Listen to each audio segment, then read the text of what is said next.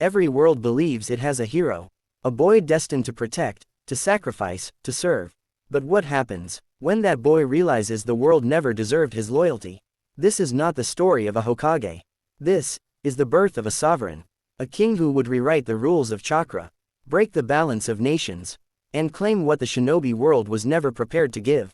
Tonight, the will of fire will burn, and from its ashes, a harem king will rise. Welcome to Will of Fire Stories. Chapter 1. The Forbidden Awakening.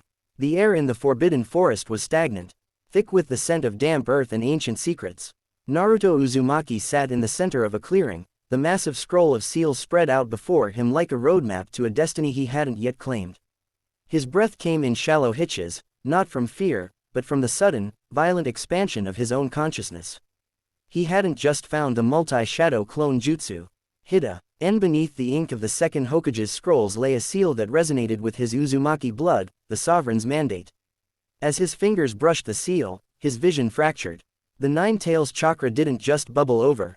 It was forcibly refined, pulled through the sieve of the Uzumaki seal until it turned from a chaotic crimson to a sharp, imperial violet. "Is this what I am?" Naruto whispered, his voice sounding deeper, echoing with the weight of 1,000 ancestors. His blue eyes bled into the Rinne Sharingan, the concentric rings spinning with a predatory hunger.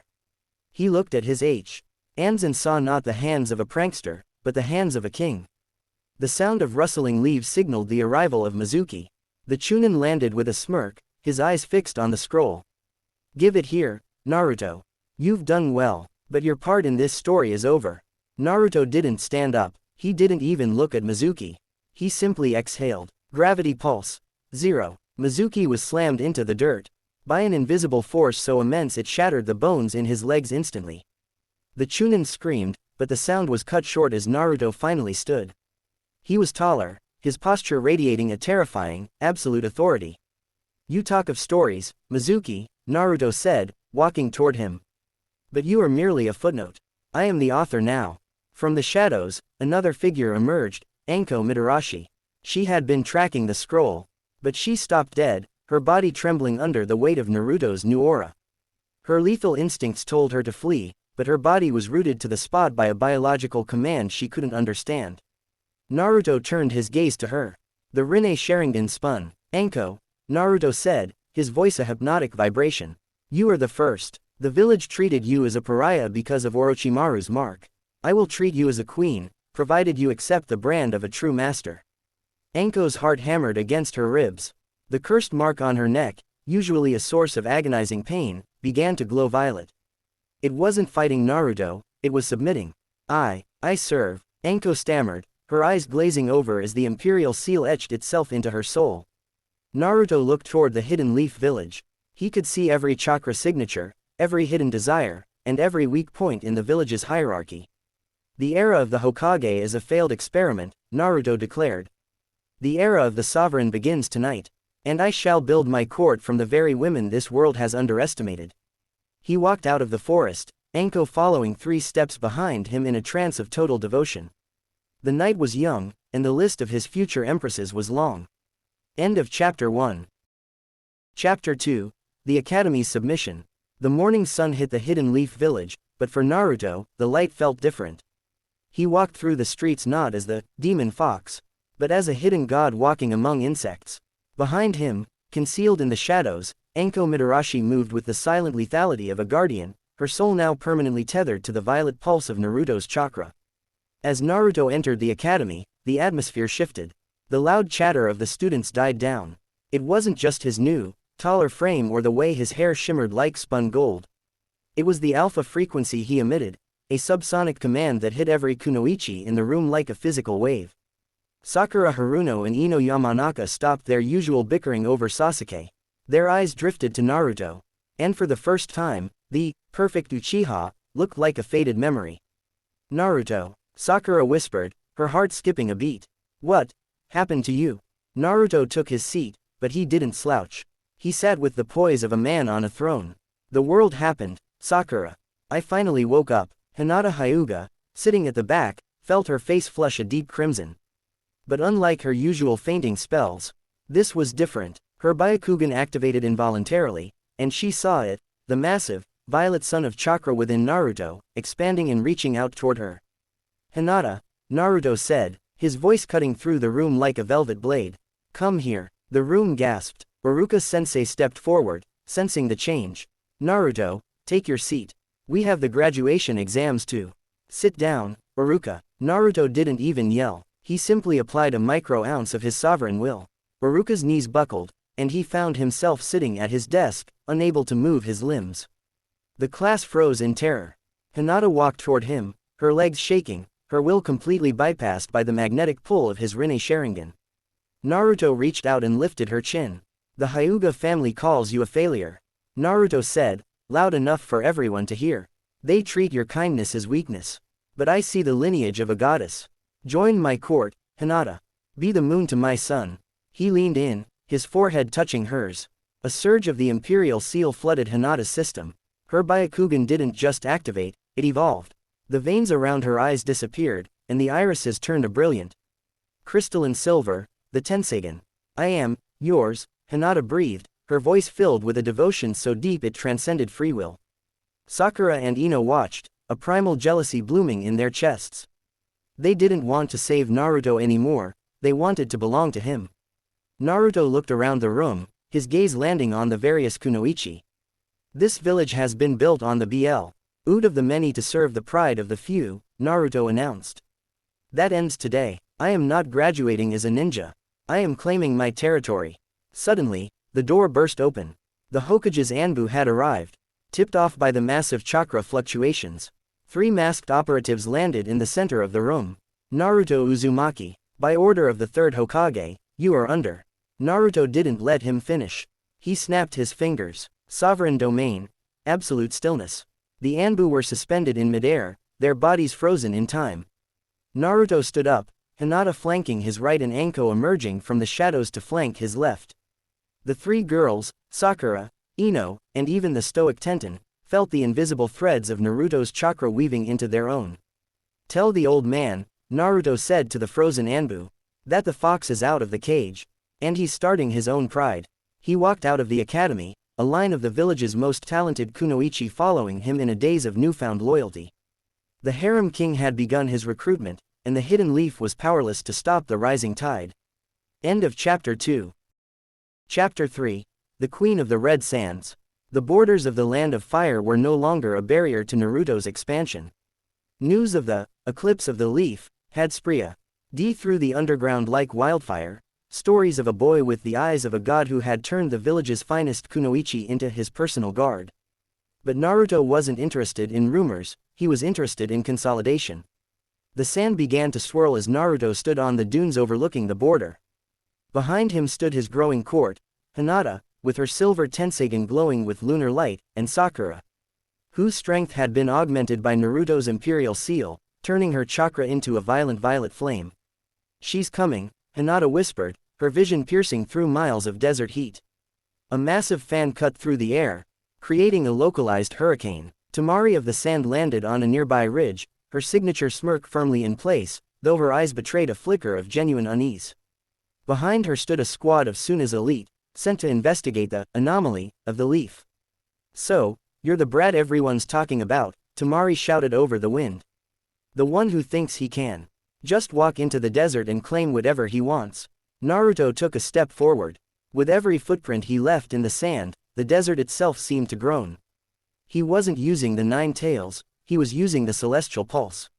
I don't think, Tamari, Naruto's voice resonated through the valley, vibrating in the very marrow of her bones. I order. Your village is dying under the neglect of the cage. Your brothers are weapons, and you are a pawn. I offer you a throne. I don't take orders from Leaf Genin. Tamari roared, swinging her fan. Wind scythe jutsu. The blades of wind were sharp enough to cut through steel. But as they reached Naruto's personal space, they simply dissolved. He didn't block. He didn't dodge. The atmosphere around him was an absolute vacuum of authority. Naruto appeared in front of Tamari in a flicker of 0-point motion. He caught the edge of her massive fan with 2 fingers and snapped the reinforced metal as if it were dry wood. Your wind is loud, but it lacks direction, Naruto whispered. He reached out, his hand cupping the side of her face. Tamari tried to reach for a kunai, but her muscles refused to obey. Her heart began to beat in sync with Naruto's pulse. The imperial seal flared on her shoulder, burning through her shinobi mesh and etching a violet lotus onto her skin. The desert is vast, but it needs a king to keep it from drifting, Naruto said. His Rinne Sharingan spinning. Will you be the one to rule the sands in my name? The defiance in Temari's eyes shattered, replaced by a deep, intoxicating warmth. The power Naruto surged into her didn't feel like a cage. It felt like ascension. Her wind chakra tripled in density, turning a dark, royal purple. I have waited for someone with the strength to hold the world, Temari breathed, dropping to her knees. My fan, my life, they are yours, Naruto-sama. The Suna elite began to draw their weapons, but Sakura stepped forward, her fist glowing with a terrifying intensity.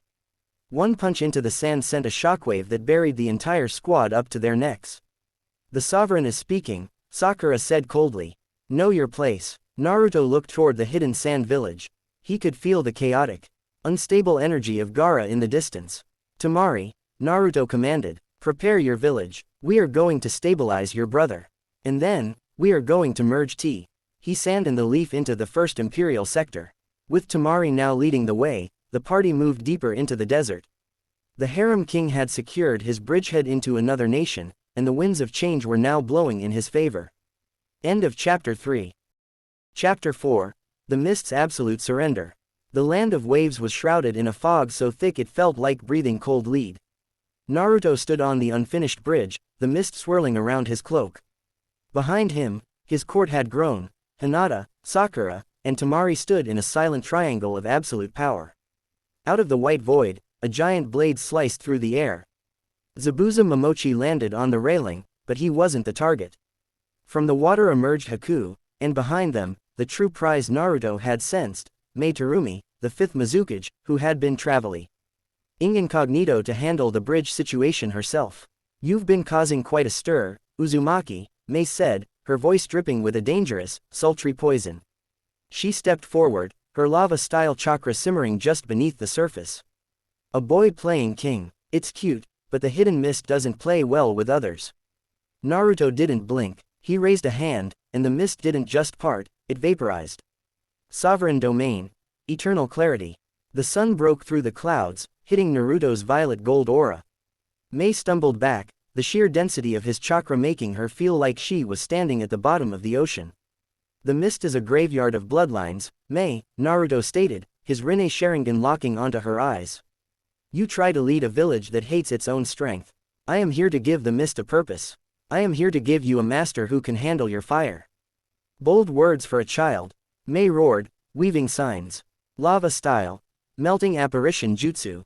The acidic mud spewed toward him. Capable of melting a Susanoo. Naruto simply walked through it. The lava hit an invisible barrier of absolute will and turned into harmless steam. He reached Mei in a single heartbeat, his hand closing around her throat, not to crush, but to claim. Your fire is wasted on politics, Naruto whispered, his face inches from hers. He surged a massive wave of imperial essence into her. Mei's dual bloodlines, lava and boil, didn't just flare, they fused. The imperial seal bloomed on her chest, a violet mark that hummed with the power of the sovereign. Mei's knees buckled. The Mizukage, a woman who had survived coups and wars, felt a sensation of total, blissful defeat. Her chakra turned a deep, royal indigo. This heat, Mei moaned, her eyes losing their focus as she leaned into his touch. It's more than I ever imagined. The mist belongs to you. I belong to you. Haku, watching from the side, felt the same magnetic pull. Naruto turned his gaze to her. And you, child of ice. You have lived as a tool for a ghost. Become a sword for a god. With a flick of his wrist, Haku was marked, her ice style evolving into black frost. Zabuza tried to swing his blade, but Sakura caught it with one hand, snapping the Kubikiribocho like a toothpick. The Mizukage has made her choice, Sakura said, her voice echoing Naruto's authority. Fall in line or be erased. Naruto looked across the ocean toward the land of water. 3 great nations were already beginning to tilt toward his throne. The harem king wasn't just building a court, he was dismantling the world's borders. End of Chapter 4. Chapter 5. The Snake's Den and the Crimson Queen. The hidden leaf was in a state of high alert, but for Naruto, the village was already a ghost town. He moved out the underground tunnels of the root and Orochimaru's hidden labs with the confidence of a landlord inspecting a derelict property. Beside him, Mei Terumi walked with her hand resting on his shoulder. Her lava-infused chakra acting as a living torch. There's a stench of decay here, Mei whispered, her voice husky. Something ancient and desperate. It's the smell of a man trying to play God, Naruto replied. They reached a massive stone door etched with snake seals. Naruto didn't use a key.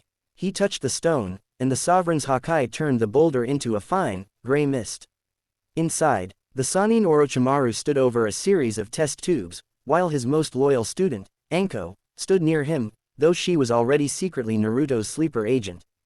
Naruto Uzumaki, Orochimaru hissed, his tongue flicking out. I've heard you've been collecting assets. But you are just a vessel for the fox. Give me your body, and I will. Naruto didn't let the snake finish. He appeared in the center of the lab, the floor cracking under the weight of his god pressure. Sovereign command, kneel. The gravity in the room increased 100-fold. Orochimaru, a legendary ninja, was slammed face first into the cold tiles. But Naruto wasn't there for him. He looked at the girl standing in the corner, Karen Uzumaki, her red hair vibrant in the dim light, her eyes wide with terror and something else, a primal recognition. You, Naruto said, gesturing to Karen.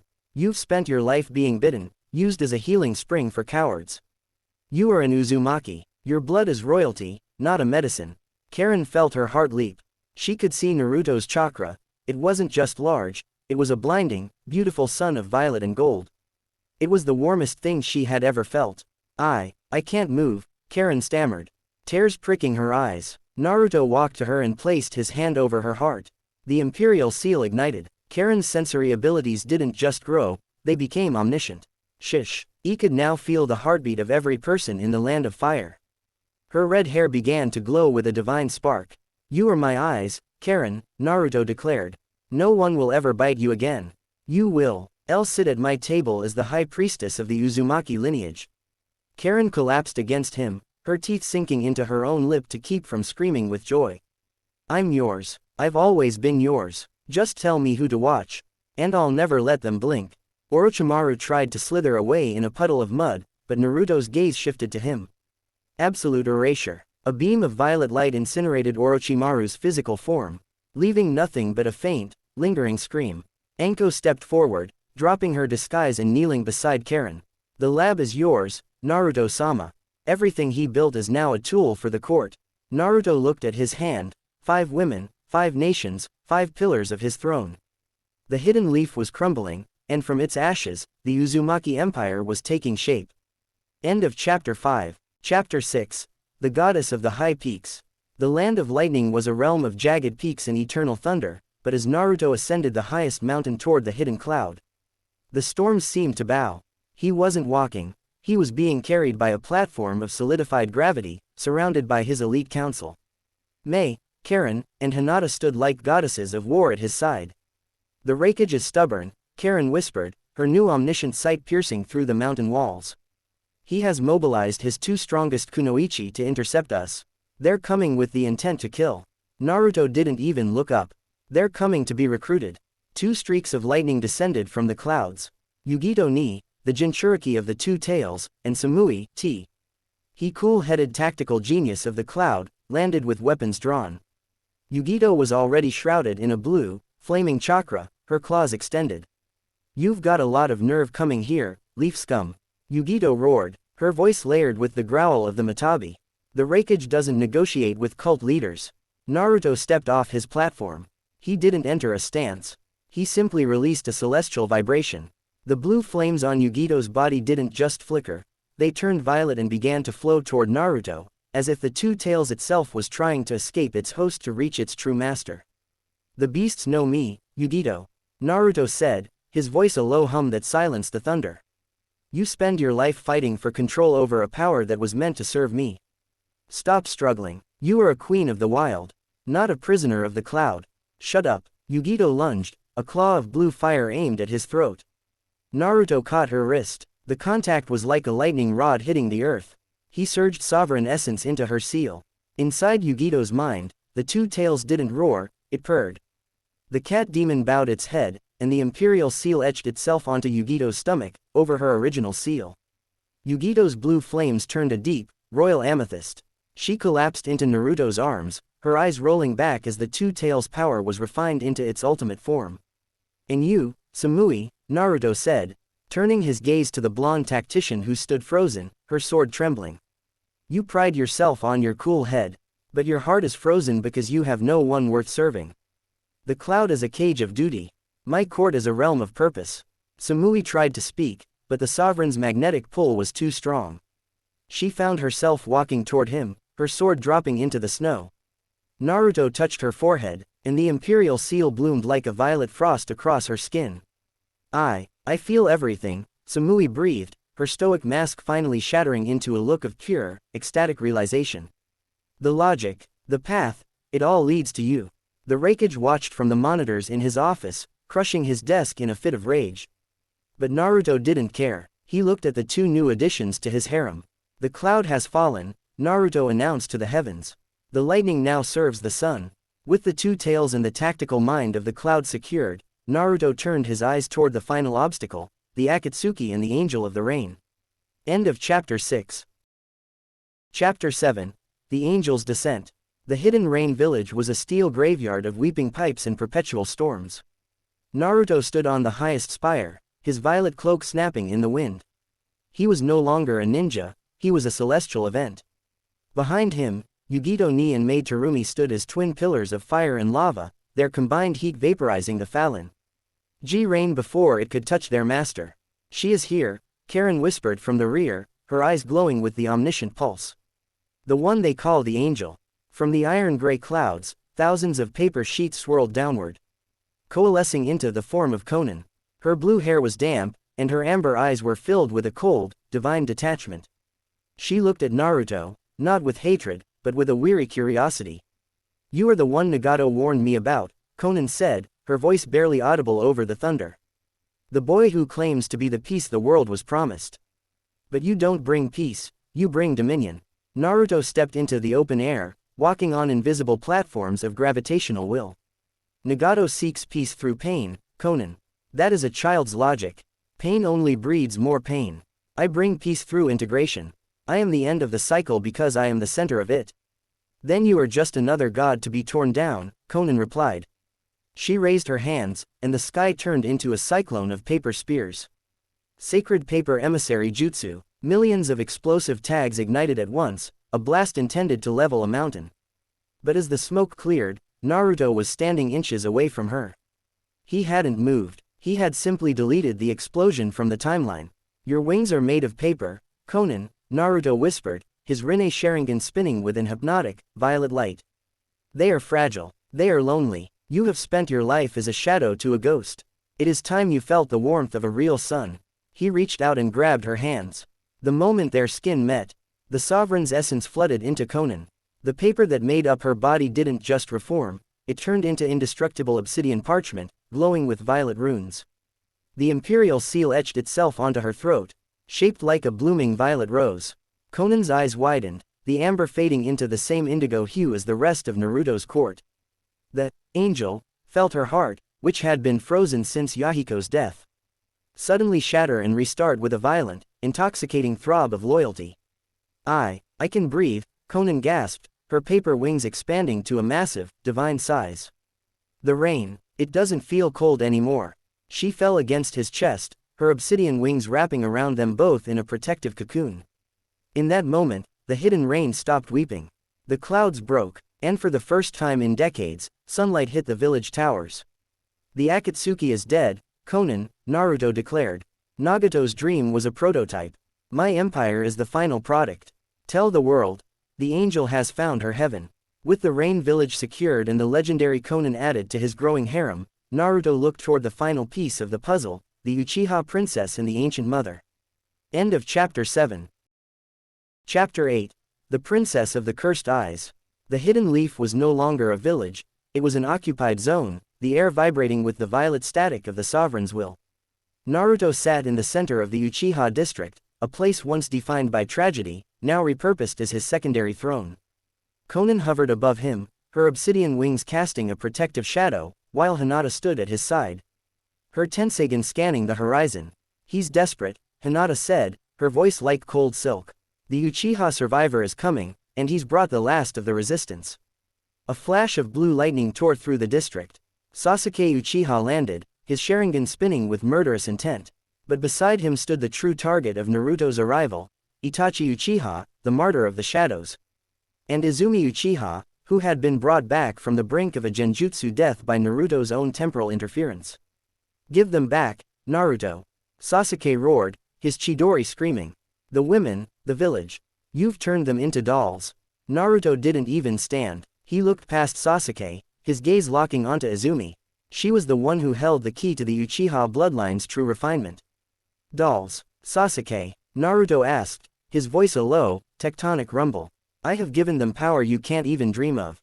I have given them liberation from the cycle of hatred your family invented." Naruto raised a hand. Sovereign pull.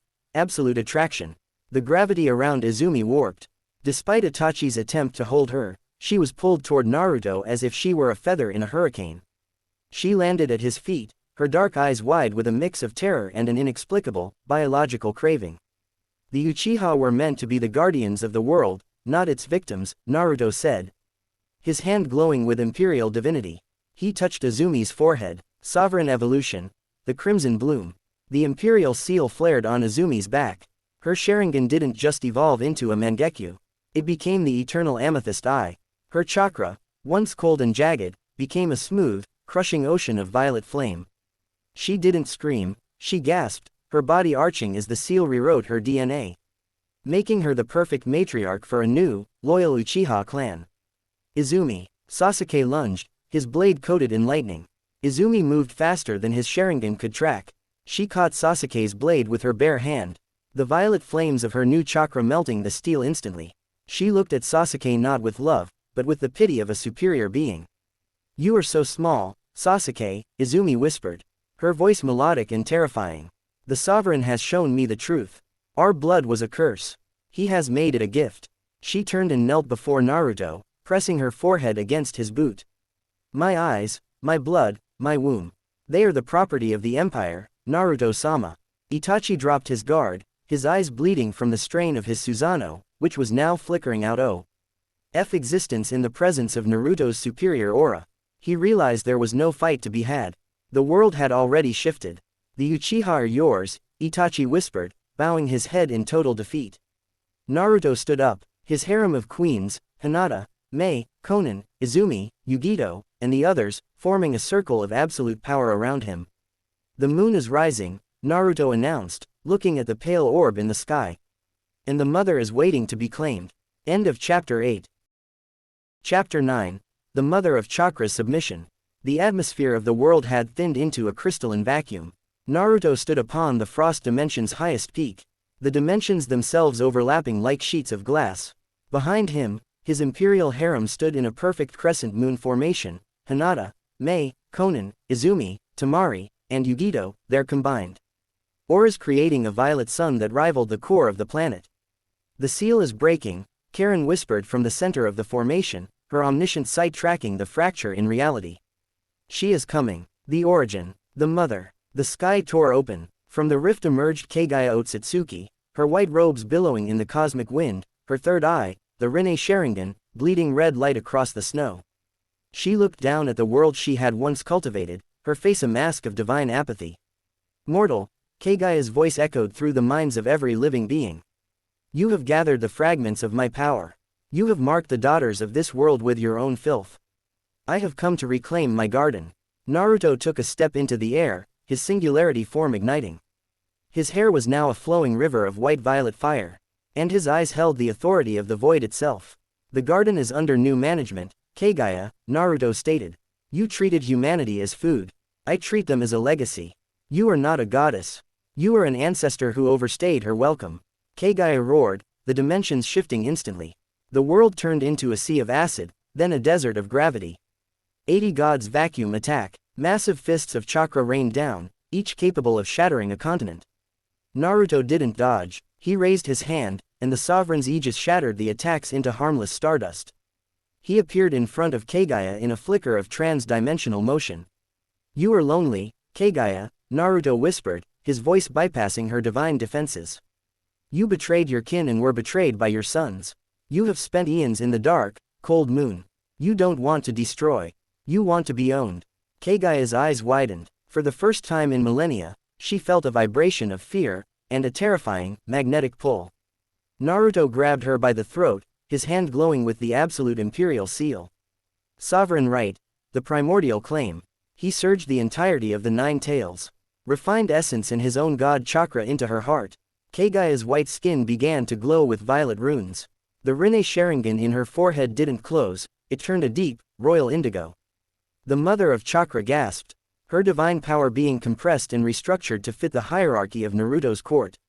The imperial seal bloomed across her entire back, a massive, glowing violet lotus. I am, Keigaya stammered, her regal posture collapsing. The coldness in her heart was replaced by roaring, incandescent fire of devotion.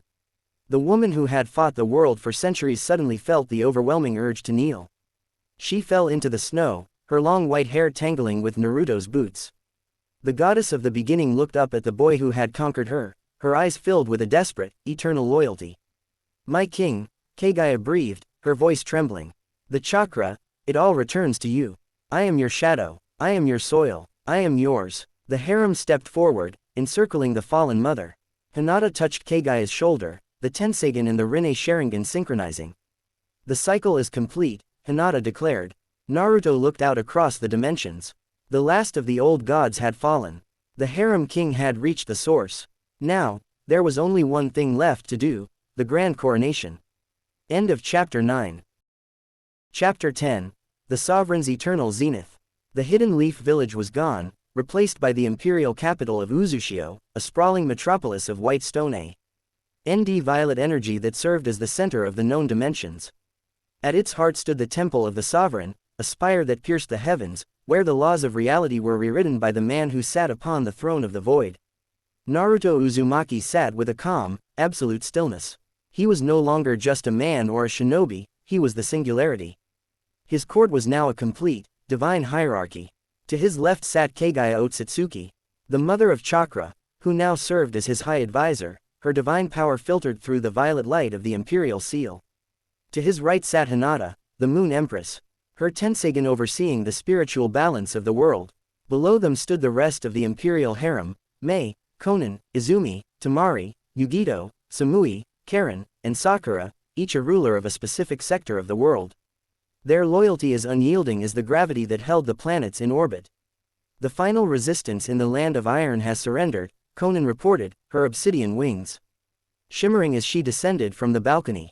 The samurai have sworn their blades to the sovereignty. There are no more wars. There is only your will. Naruto opened his eyes. The Rinne Sharingan within them didn't just see the room. It saw every heartbeat across the 5 nations and the dimensions beyond. Peace is not the absence of conflict. Naruto's voice resonated, a sound that felt like the hum of the universe itself. It is the presence of order. The age of the individual is over. We are now a single, divine organism. Suddenly, the air in the throne room rippled. 3 figures emerged from a temporal rift, Momoshiki, Kinshiki, and Arashiki Otsutsuki. They had come from the stars to investigate the silencing of Keigaya's world. So, this is where the traitor hid, Momoshiki sneered, looking at Keigaya. And she has submitted to a primitive beast. Disgusting. Naruto didn't stand up, he didn't even blink, he simply raised his index finger. Sovereign decree. Erasure of the uninvited. A wave of absolute violet energy swept through the room. It wasn't a blast of heat, it was a deletion. The 3 Otsutsuki warriors didn't have time to scream. Their physical bodies, their souls, and even the memory of their existence in the timeline were wiped clean. In a microsecond, the greatest threat from the stars was reduced to nothing but a faint smell of ozone. Keigaya looked at Naruto with a gaze of pure, ecstatic adoration. You have surpassed even the records of my clan, Naruto-sama. You are the beginning and the end. Naruto stood up and walked to the edge of the palace balcony, looking out over his infinite empire. His harem followed him, a phalanx of the most powerful women in history, all bound to him by the unbreakable threads of the imperial seal. The world is quiet, Naruto whispered. He reached out and closed his fist, and in the sky above, the stars themselves seemed to dim in salute. The shinobi world was gone. The era of nations was a memory. There was only the Uzumaki sovereign, his eternal court, and a peace that would last until the end of time. The Harem King had not just conquered the hearts of women, he had conquered the soul of existence. End of chapter 10. The end. And so, the world didn't end in chaos. It ended in order. The age of broken villages, false gods, and endless wars is over. The mother of chakra has fallen. The cycle has been rewritten. And Naruto Uzumaki no longer walks the path of a shinobi. He defines the path of existence itself. But this is not the end. Because when a king conquers gods, the next step is not war. It is coronation. In the next chapter, the world will kneel, the chakra laws will change, and the Uzumaki Empire will rise. As the final authority of this universe. If you felt the power, if you felt the chills, then you already know, this story was never about what if. It was about when. Subscribe to Will of Fire Stories. Like, share, and comment, because legends are written by those who witness them. And remember, the Will of Fire never died, it evolved. The throne awaits.